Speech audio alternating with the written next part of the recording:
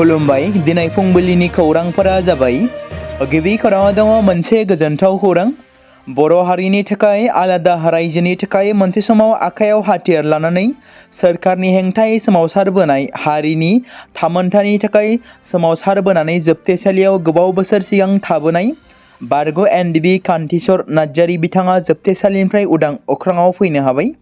मिथिनो मोननाय बायदिब्ला एनआईए केस नांनानै थानाय बिश्वनाथ जिल्लानि गहपुर हालामनि सनारिजान गामिनि कान्तिचर नार्जारीया जोबथेसालिनिफ्राय उदां अख्राङाव फैनो हानायखौ लानानै थांनाय सानसे सिगाङाव बिश्वनाथ जिल्लानि बारग' एनडिबि बिथांमोना बरायनानै लादों। लोगोसे मोजां गाज्रि बाथ्रा सावरायदों बिथांजों।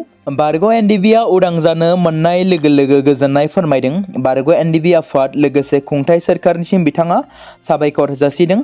नाथाय दुखुनांथाव बाथ्रा दि बेराफारसेथिं एनडिबिनि गायसनगिरि रन्जन दैमारिनि बागै नायहरोब्ला एबा सानहरोब्ला बिथां गेदेमाया बिथां कान्तिचर नार्जारी बायदि माब्ला उदां अख्राङाव फैनो हागोन? बेयो मोनसे गेदेर सोंलु जानानै फैदों। जेराव गेदेमा रन्जन दैमारिया दासिमबो सिबिआइ केसजों एक्टिभ जानानै थानायनि जाहोनावनो जोबथेसालियाव दं। बिथाङा माब्ला बेलखौ मोनगोन? माब्ला बिथाङा जोंनि गेजेराव उदां जानानै फैनो खाबु मोनगोन? दिनैनि समाव गेदेमा रन्जन दैमारि बिथांनि थाखाय सोर गारां दिखांगोन खुंथाय सोरखारनि हेंथायै? आसाम सोरखारनि हेंथायै सोर ओंखारबोगोन बाथ्रा सावरायनो? दिनैनि दिनाव रावबो बर'नि दैदेनगिरिफोरखौ बिथां गेदेमानि बागै बिथांखौ उदां खालामनांगौनि थाखाय जेबो बाथ्रा बुंनायखौ नुनो मोनाखै। आसा खालामो रन्जन दैमारिया थाबैनो बे बोसोरावनो जोबथेसालिनिफ्राय उदां अख्राङाव फैनो हागोन। जेराव 2025 जोबनायसिमाव बिथांनि मोनसे बेल हियारिं जानो गोनां दंमोन। आसा खालामो बिथां गेदेमानि जाहाथे फैनो गोनां एबा जानो गोनां बेल हियारिंआ मोगथां महराव फैनो हायो बेखौनो आसा खालामबाय। बे समाव नोंथांमोननि गेजेराव फोसावनो लादों मुलुगनां थाखोनि मोनसे खौरां। मडेलिं मुलुगनि थाखाय मोनसे मोजां खौरां होननानै बुंनांगोन। फातिमा बासा फार्नान्डिसआ बे बोसोरनि मिस इउनिभार्स बिमुंखौ मोननो हादों। थाइलेन्डआव खुंजानाय एबा थाइलेन्डआव जानाय बादायलायनायाव मनिकाया भारतनि जानानै गेलेदोंमोन। मख'नो गोनांदि बिथाङा टप 30 बादायगिरिफोरनि गेजेराव जायगा आवग्रिनो हादोंमोनब्लाबो उननि राउन्डआव टप 12आव जायगा मोननो हायाखैमोन। 4 राउन्डनि उनाव जौसिन मोनबा मासियाव थाइलेन्डनि प्रभिन्सिं, फिलिपिन्सनि आतिशा मन'ल, भेनेजुएलानि स्टेफनी अब्सकल, मेक्सिक'नि फातिमा आरो आइभरी क'स्टनि अलिभिया यासिया मासि आवग्रिनो हादोंमोन। बेनि अनगायै मेक्सिक'नि फातिमाखौ बे बोसोरनि मिस इउनिभार्स महरै फोसावनाय जाबाय। मिस इउनिभार्सनि मुकुटखौ गाननानै भिक्ट'रिया तालुइगआ मिस इउनिभार्स 2024 बान्थाखौ मोननो हादोंमोन। थाइलेन्डनि प्रविनर सिंघेया सेथि रानार आप आरो भेनेजुएलानि स्टेफनीआ नैथि रानार आप जानो हादोंमोन। गुबुन फारसेथिं मिस इउनिभार्स फातिमा बिथाङा बुङोदि आंनि उन्दै समा गोबां जुजिनायजों बारलांदोंमोन। उन्दै बैसोआवनो डिसलेक्सिया आरो ADHD जों जुजिनो गोनां जादोंमोन। जायनि थाखाय फरायनो आरो लिरनो गोब्राब जादोंमोन। गावनि फरायनायाव जर'खा गोसो होनो गोनां जायोमोन होनना बिथांजोआ बुंदों। मोनसे ससियेल मिडिया पर्टेलाव टिपानि आफादगिरि दिगन्त तामुलीजों मोनसे जर'खा मोगा-मोगियाव टिपा बिथाङा आहम हारिनि सोंखारिनायखौ लानानै गोबाव समनिफ्रायनो सोलिबोनाय दाबिफोर, सोमावसारनायफोर आरो राजखान्थियारि थासारिनि सायाव गुवारै बिबुंथि लाखिदों। दिगन्त तामुलीनि बायदिब्ला आहमफोरा माब्लाबाबो आहमनि गिबि मन्थ्रि नागिरा। आहमफोरा जेब्लायबो गोहो गोनां आरो रोंगौथि गोनां सुबुंफोरनो गोहोनि बिबानखौ गथायनो लुबैयो। तामुली बिथाङा बुंदों टिपा एबा आहम आरिया 4 जिथाइनिफ्रायनो एसटिखौ गनायथि होनो थाखाय एबा एसटिनि थाखाय सोमावसारबोगासिनो दं। नाथाय गोबां खोथा होसेयावबो तरुण गगৈ दैदेननाय कंग्रेस सोरखारा बे दाबिखौ जाफुंहोनो हायाखैमोन। बयजोंबो अनसायजानाय सिनायथिनि बेलायाव कंग्रेसजों नेवसिगारनाया टिपा सुबुं समाजनि गेजेराव गोजोननाय गैयै थासारि सोमजिहोदोंमोन आरो 2016 मायथाइनि बिसायख'थियाव तरुण गगैनि कंग्रेस सोरखारा गोहोनिफ्राय बोखारजादोंमोन। बे समावबो जुदि बिजेपि सोरखारा जोंनो एसटि होनायनि बेलायाव मदद होआब्ला एबा एसटिखौ गनायथि होनो खाबु होआब्ला जों बिजेपिखौ होखारहरगोन। बे बाथ्राखौ बुंथिदों तामुली बिथाङा। मिस गेरिमुआ मुम्बाइआव खुंजानाय 2025 नि इन्टारनेशनेल हेल्थ स्पर्ट्स आरो फिटनेस फेस्टिभेलाव ब्रन्जनि मेडेल मोननायजों लोगोसे अरुणाचल प्रदेशखौ मुं लाखिनो हादों। गेरिमुआ अरुणाचल प्रदेशनि 0 लवार सुबनसिरि जिल्लानि मुदं तागेनि IHFF थामहिनबा इन्टारनेशनेल हेल्थ स्पर्ट्स आरो फिटनेस फेस्टिभेलाव एशियानि बयनिख्रुइबो देरसिन सावस्रि आरो फिटनेस एक्सप'खौ बिथाङा मोननो हादों, जाय मुलुगनि मुलुग थाखोनि बडी बिल्डार आरो एथलीटफोरखौ गोसो बोहोनो हायो। बे बादायलायनायाव रासियानि सासे गेलेगिरिया सनानि मेडेलखौ मोननो हादों आरो थाइलेन्डआ सिलभार मेडेल मोननो हादों। लोगोसे बिथां तागेरेमुआ गावनि ब्रन्जनि मेडेल देरहानो हानायजों अरुणाचल प्रदेशखौ मुं लाखिनो हादों। मैया आसाम केबिनेटनि जथुम्मायाव माखासे गोनांथार थिरांथाफोर लादों। गिबि मन्थ्रिया फोरमायथिनाय बायदिब्ला बेफोर थिरांथाफोरा जादों गावारि फरायसालिफोराव मासुल दबथायनायनि सोमोन्दै जर'खा थिरांथा, प्राइभेट फरायसालिफोरनि थाखाय मासुलनि थि खालामनो थाखाय गोदान आयेन बानायनाय जागोन, माइन'रिटि हारिफोरजों सामलायजानाय फरायसालिफोरा आयेननि सिङाव फैगोन। बेनि सिगां सोरखारा माइन'रिटि सुबुंफोरजों सालायजानाय सोरखारि नङै फरायसालिफोरनि थाखाय मासुल थि खालामगोन। ओनसोलारि फरायसालि आरो फरायसालिमाफोरनि मावफारियाफोरनि थाखाय जर'खा थिरांथा लानाय जागोन। थामथि आरो ब्रैथि थाखोनि मावसुमाफोरनि थाखाय बोसोरारि बारायनाय, जाय जायगायाव सुबुं अनजिमा सोलायदों बेयाव फोरोंगिरिफोरनि सोलाय-सोल' खालामनायनि सोमोन्दै गोदान नेम खालामगोन। आइजो फोरोंगिरिफ्रा बै ओनसोलाव 5 बोसोर खामानि मावखांब्ला ट्रेन्सफार खालामनो थाखाय एप्लाइ खालामनो हागोन।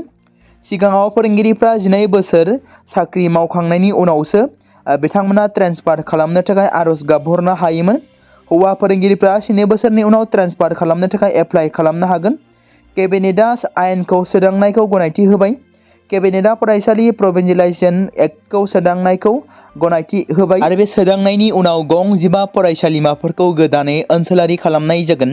गिबि मन्थ्रिया रोजा रोजा गोदान फरायसालिफोरखौ हादोरसायारि खालामनाय जागोन आरो गावारि मुलुगसोलोंसालि फसंथान महरै एन-इरिम थामहिनबा नेरिमखौ गनायथि होगोन। बेखौ आजिम प्रेमजीजों लोगोसे पलासबारियाव गायसननाय जागोन होनना बुंदों। बेरगाव जिल्ला बर' थुनलाइ आफादनि 4थि बोसोरारि जथुम्माया थुंगेबाय। बेरगाव जिल्ला बर' थुनलाइ आफादनि 4थि बोसोरारि जथुम्माया मैया सानसेनि मेहेरगोनां हाबाफारि लानायनि गेजेरजों सोनाब गलायगाव गुदि बर' थुनलाइ आफादनि बुन्नाकाट मावखुलि लांगोनायाव मोजाङै मोजां जोबनानै थांबाय। हाबाफारि बायदियै मैया फुंबिलि समाव फिरफिला बिरहोनाय, मुंख्लंफोरनि बिबार बावनाय, गेदेमा रुंसारिफोरनिसिम बिबार बावनाय, मुंदांखा मेथाइ खनगिरि जुबिन गार्गनि मुसुखायाव बिबार बावनाय, थान्दै रेबथुमनाय, थान्दै जुथुम, गुबुन गुबुन बिजाब बेखेवनाय आरो बान्था बावनाय, मान बावनाय, सावराय मेल आरो गेवलां मेल लानाय जायो। बेरगाव जिल्ला बर' थुनलाइ आफादनि आफादगिरि बाबुल अखाफोर बर'आ आफाद सामलायनाय गेवलां मेलखौ बेखेवनानै होयो। बिटिसिनि इएम लोमस्राव दैमारिया गाहाय आलासि महरै बाहागो लायो। बर' थुनलाइ आफादनि गाहाय नेहाथारि नीलकान्त गयारिया मैयानि गेवलां मेलाव बेरगाव, खाग्राबारि, खैराबारि, टंला, कलायगाव आरो बक्टपारा गुदि आफादनि बिबानगिरिफोरजों लोगोसे थुनलाइ सिबियारि रायजो राजाफोरा बाहागो लानानै जाफुंसार खालामो। भारतनि आइजो क्रिकेटारफोरा गिबि T20 बुहुम कापआव जारिमिन सोरजिनो हादों। भारत, नेपाल, पाकिस्तान, श्रीलंका, अस्ट्रेलिया आरो आमेरिकाखौ लाफानानै मोन6 हानजाफोरनि बादायलायनायाव T20 टुर्नामेन्टआ थांनाय 19 नभेम्बर खालारनिफ्राय दिल्लीआव जागायदोंमोन आरो बेंगालुरुआव माखासे मेचफोरनि उनाव नक आउटनि गेलेनायनि जायगाया दा श्रीलंकानि राजथावनि कलम्बोआव थांबाय। बुहुम कापआव मोनसे राउन्ड रबिनआव मोन6 हानजाफोर थायो। भारतआ गासै मोन5 मेचखौ देरहानो हादों। सेमिफाइनालनि थाखाय क्वालिफाइ जानो हाबाय। भारतनि आइजो क्रिकेटार टीमआ हादोरसाखौ सोमावग्लुंनाय फालांगियारि स्केमनि गुबै दायनिगिरिफ्रा फिन नायबिजिरनायनि सिङाव फैफिननो गोनां जादों। बिजिरसालिया फावखुंग्रि सुमि बरा, बिशाल फुकन आरो तार्किक बरा आरो अभिजित चन्द्र बिथांमोननि हेंथायै नोजोर लाखिदों आरो बिथांमोनखौ गनायथि होनायनि सायाव सिबिआइ नायबिजिरनायखौ गोख्रों बिथोन होदों। जामिन मोननायनि उनावबो बिजिरसालिया ट्रेडिं स्केमनि दायनिगिरिफोरखौ नोजोर होनो बिथोन होदों, जेराव बे 4 दायनिगिरिफ्रा बिजिरसालिनि गनायथि गैयालासे जेरावबो थांनो हानाय नङा। मख'नो गोनांदि सिबिआइआ बिजिरसालियाव गोबां दायनिगिरिफोरनि हेंथायै गासै खारिथि आरो फोरमानफोरखौ गथायनायनि उनाव बिजिरनायनि राहा लानाय जागोन। गिबियावनो 29/25 नम्बरनि केसखौ स्पेसियेल सिबिआइ बिजिरसालियाव सुमि बरा, तार्किक बरा, बिशाल फुकन आरो अभिजित चन्द्रनि हेंथायै रेजिस्टार खालामनाय जादों। सिबिआइनि नायबिजिरनाय आरो फोरमाननि सायाव बिथा खालामनानै बिजिरसालियाव रेजिस्टार खालामनायनि केसनि गिबि हियारिंआ 12 डिसेम्बराव जागोन। बे हियारिंआव बे 4 दायनिगिरिफ्रा गावनो नुजाथिनो नांगोन। जुदि बिसोर जेबो मोजां देहायारि जाहोन गैयालासे नुजाथियाब्ला बेसोरखौ थाबैनो खानाय जाफिनगोन होनना बिजिरसालिया फोरमायदों। आसामनि गिबि मन्त्रि डक्टर हिमन्त बिश्व शर्मा बिथाङा सनितपुर जिल्लानि दिकियाजुलिनि सिंग्रियाव थानाय मुंदांखा श्री श्री गुप्तेश्वर मन्दिराव बाहागो लाहैदों। गिबियावनो बिथाङा बाबा गुप्तेश्वर मन्दिराव आरज गाबदों आरो दिनै जागायनाय रुद्र महायज्ञनि बेखेवनाय हाबाफारियाव बाहागो लानानै रुद्र महायज्ञनि समायखिरायाव बिथाङा बाहागो लानानै गोजोननाय फोरमायदों। मख'नो गोनांदि बे रुद्र महायज्ञआव गिबि मन्त्रिजों लोगोसे बिथांनि बिसि रिनिका बुयान शर्मा लोगोसे मन्त्रि अशोक सिंघल बिथाङाबो बाहागो लादों।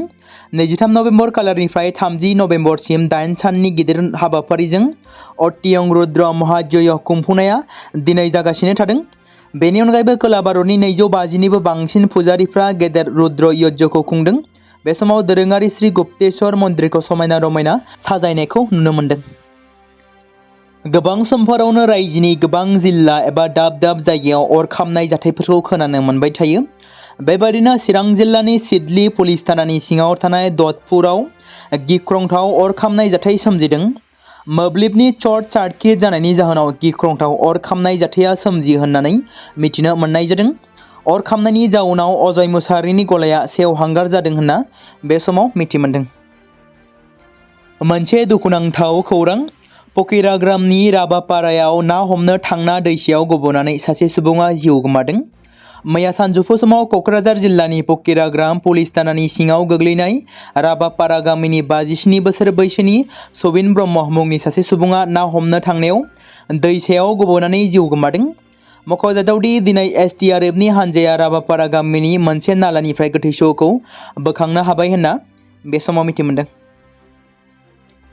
माइनरिटी सुबुं थाग्रा ओनसोल सतियानि खोला ओनसोलनि 1 नं सतिया गाव पन्चायतआव उन्दै बैसोआव हाबा जानाय, जौ जुवा, ड्राग्स आरो गुबुन गुबुन समाज बेरेखा खामानिफोरनि हेंथायै मोनसे गिदिर सांग्रांथि जथुमा खुंफुंनाय जादों। जिल्ला परिषदनि बारग' सोद्रोमा काजिरुल हकनि दैदेननायाव जानाय बे मेलाव पुलिस लेङाइ सुपारिनटेन्डेन्ट आरो सतिया पुलिस थानानि इनचार्ज अफिसारजों लोगोसे गोबां खुंथायारि मावख'गिरिफ्रा बाहागो लादों। जाय बिथांमोना बाहागो लानानै गुवारै फोरमायदों दि माबोरै जौ जुवा गेलेनाय आरो फेग्रा मुवा बाहायनाया समाजखौ गुबुंले एबा खहा खालामो आरो माबोरै मोनफ्रोमबो नखरा बेनिफ्राय जोबस्रांनायनि मोगा-मोगि जानो हागौ बेनि सायाव गुवारै सावरायनाय जादों। मख'नो गोनांदि बे मेलनि गाहाय आलासि नदुवार बियाबनि MLA पद्म हाजरिका बिथाङा बाहागो लानानै बुंनाय बायदिब्ला जौ जुवा गेलेनाय आरो फेग्रा मुवाफोरा समाजखौ गोबां खहा खालामो।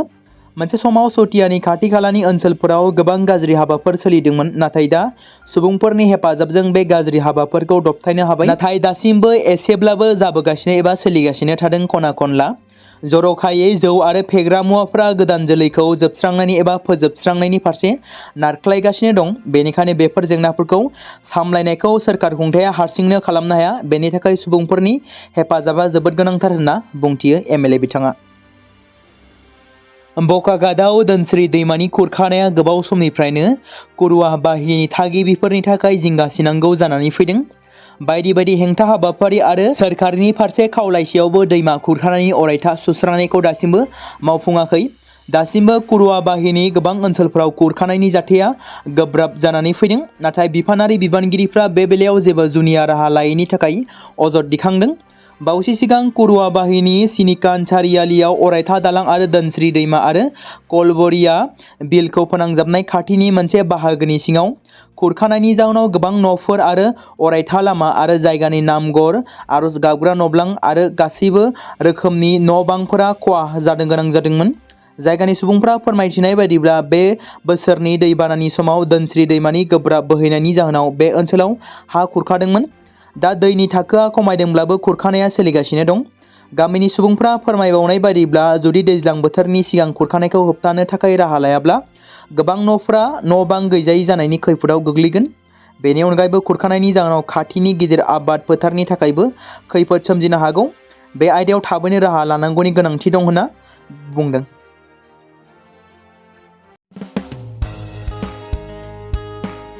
बे समाव मोनसे गोनां फोसावथाय बर' सावथुन नायनानै मोजां मोनग्रा गासै बर' रायजो राजाफोरनि गेजेराव लानानै फैदों मोनसे बर'नि OTT प्लेटफर्म गोनां, जाय प्लेटफर्मनि गेजेरजों नोंथांमोना बर'नि गोदान गोजाम सावथुनफोरखौ नुनो मोनगोन।